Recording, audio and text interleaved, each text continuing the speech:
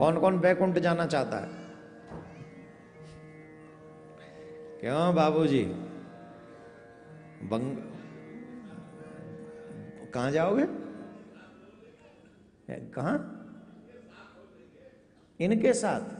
वहां भी इन्हीं के संग रहोगे? अरे हद कर, तो बैकुंठ तो खाली करो। कितना वो पाले हो, न यहाँ पीछा छोड़ रहे हो न वहां बैकुंठ तक साथ ले जा रहे हैं। जुग जुग जियो, जुग जुग जियो। आज के युवाओं को सीखना चाहिए आपसे कि देखो बैकुंठ भी जाने हैं तो दोनों को साथ जाने हैं।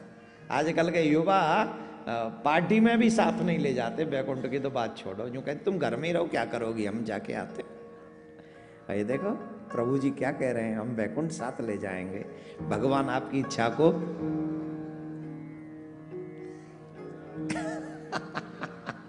पूरी करे, पक्का पूरी करे। जय हो। और देव मैया भी खूब मुस्कुरा रही है, मतलब तैयार बैठी है संग जाने के लिए। इन्हीं के संग जाऊंगी मैं तो। हाँ, कितनी खुश हो रही है। भोलेनाथ देखा, बोला देखो कितने खुश हो रहे, बैकुंठ साथ जा रहे हैं। आओ हम बैकुंठ चतुर्दशी की कुछ अच्छी चीजें आपको बता देते हैं जो आज तक शायद आप लोगों को नहीं पता था, या किसी को पता होगा तो किया नहीं होगा। कल के दिन कार्तिक मास में, वैसे तो हर दिन कार्तिक मास में हर दिन दीपदान करने का एक अलग महात्म्य है। दीपदान हम कर सकते हैं तुलसी पे, दीपदान हम कर सकते हैं किसी नदी सरोवर के तट पे, दीपदान हम कर सकते हैं मंदिर में, अच्छी जगह जहां है वहां हम दीपदान कर सकते हैं। परंतु नदी के और सरोवर के या तालाब के तट पे नदी दीपदान का एक बहुत बड़ा महात्म्य है। उसमें भी गंगा और जमुना मिल जाए फिर कहना ही क्या, उसका तो फिर वर्णन ही नहीं कर सकते। तो कार्तिक मास में ऐसी कई कथाएं आती हैं कि एक बार देवर्षि नारद गए नारायण भगवान के पास और नारायण भगवान से कहा, प्रभु आपका नाम भक्त वत्सल है, आप दीन बंधु हैं, पर इन नामों की सार्थकता क्या है? आप कृपा करके हमको एक बात बताइए, आपके बैकुंठ में कौन आ सकता है? आपके बैकुंठ में कौन आ सकता है? अरे बोले जिसके अच्छे कर्म होंगे, जो हमारी भक्ति करेगा वो बैकुंठ आ जाएगा। तो बोले इसमें आपका क्या बड़कपन हुआ? फिर आप काहे के दीन बंधु हुए? भाई कोई व्यक्ति भजन करे, तप करे, व्रत करे, दान करे, पुण्य करे और न जाने क्या क्या करे, उसके बाद वो अगर बैकुंठ आता है तो इसमें आपका तो कोई बड़कपन है ही नहीं, वो तो उसके कर्मों का फल है। तो आप दीन बंधु कैसे हुए? ये बात तो सिद्ध कैसे होगी कि आप दीन बंधु हैं? नारद जी से पूछा आप चाहते क्या हो? बोले हम ये चाहते हैं महाराज, कोई कार्य ऐसा करो कि कम उपाय में या कम प्रयास में व्यक्ति बैकुंठ आ जाए।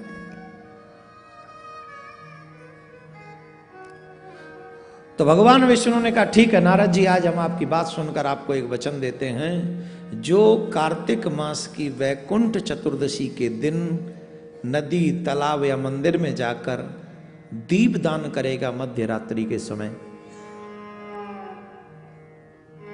उसके लिए मेरे ये बैकुंठ के द्वार खुले रहेंगे और वो बैकुंठ आ सकेगा।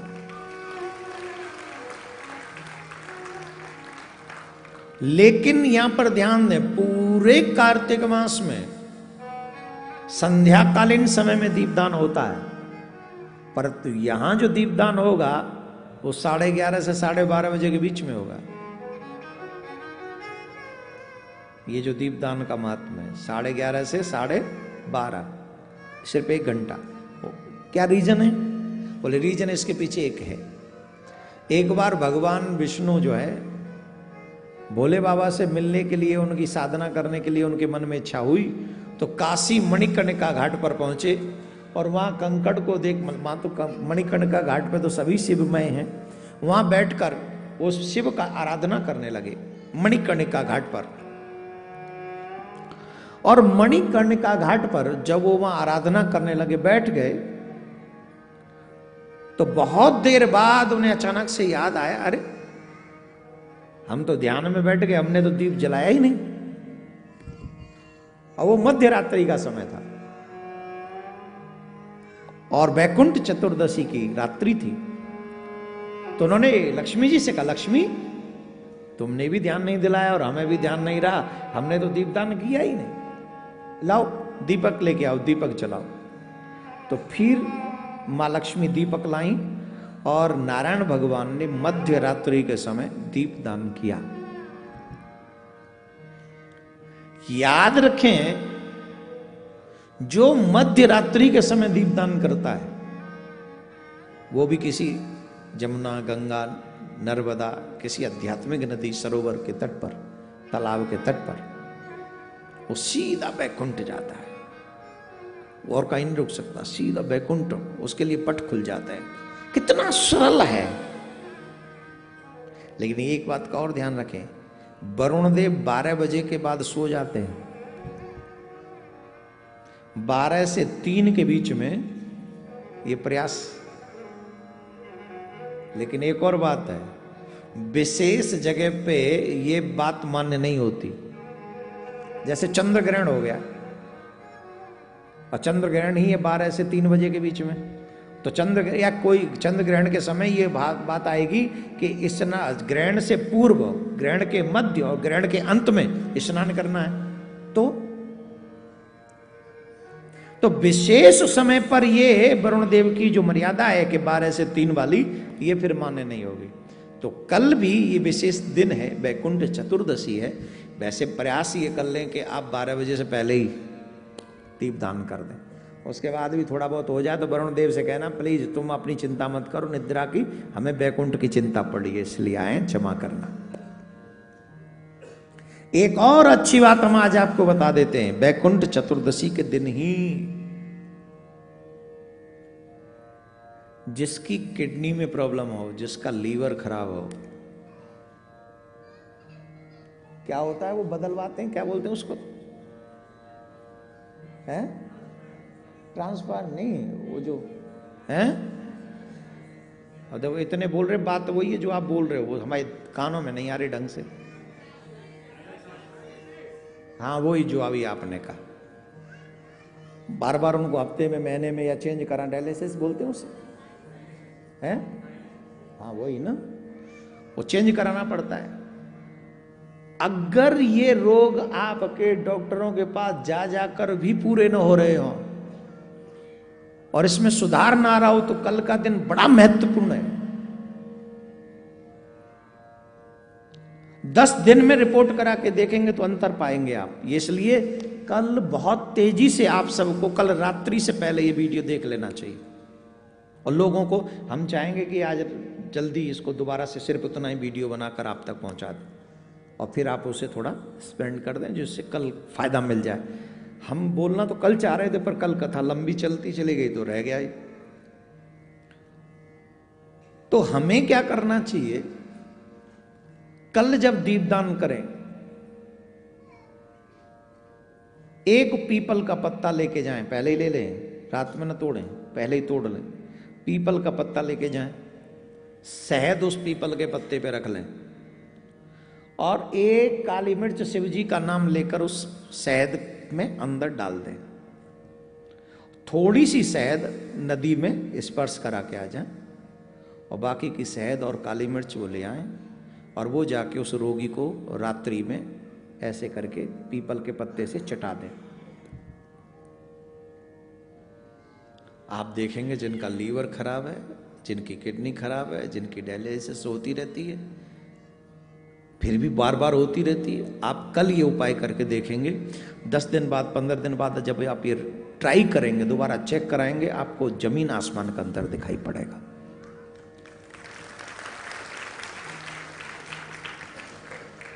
तो कल बैकुंठ भी चले जाओ और कल निरोगी काया। बैकुंठ में ही से जब जाओगे तभी पहुंचोगे, अभी थोड़ी।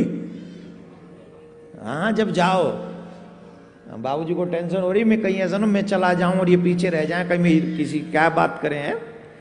नहीं नहीं अभी तो जी अभी तो कई बार आएंगे हम कथा सुनने सुनाने, आप सुनते रहिए जोड़ के साथ ऐसे ही चकाचक। हाँ तो आप लोग सभी इस उपाय को अवश्य करें, जिस उपाय के करने से हमारे परिवार में भी सुख शांति रहेगी। और जितने लोगों के द्वारा अगर आप ये कार्य करा सकते हैं अवश्य कराइए, क्योंकि अपनों का भला तो हम सभी कर ही सकते हैं। अच्छा ये ऑप्शन भी सिर्फ हम ही लोगों के लिए, सनातनियों के लिए, औरों को तो पता ही नहीं होगा बैकुंठ चतुर्दशी कहते किसको, उन्हें तो हूर के पास जाना है। किसके पास जाना? तुम्हारे यहां जिनको उनको जो हूर कहते हैं ना, आपके यहां उसे अप्सराएं कहते हैं। स्वर्ग जाने वालों को अप्सराओं का भोग भोगना होता है, लेकिन जो प्रभु के भक्त होते हैं वो स्वर्ग भी नहीं जाना चाहते, वो सीधे ठाकुर जी के धाम, वहां अप्सरा कुछ नहीं, वहां सिर्फ ठाकुर जी और ठाकुर जी के भक्त हैं। तो बताओ